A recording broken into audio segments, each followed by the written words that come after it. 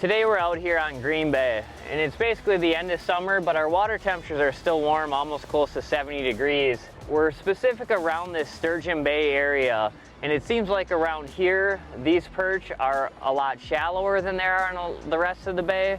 I'm talking, we're targeting 8 to maybe 12 feet of water. But around here, the weeds are really important. It seems like these fish really relate to them. But what I'm looking for and what I found most consistent right now is weeds that are on a flat.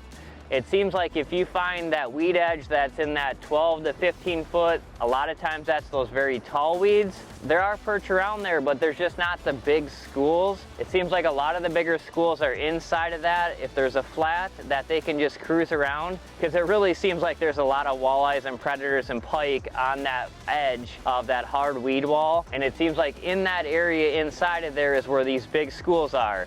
And those big schools might have 20 to maybe 40, 50 fish in them. So it's very easy to go around, high speed on active target, find that big school and just keep making repetitious casts to that school. So it's been pretty fun. They're easy to find. It's just kind of getting in the right area. And once you find a few, there's always a lot more around.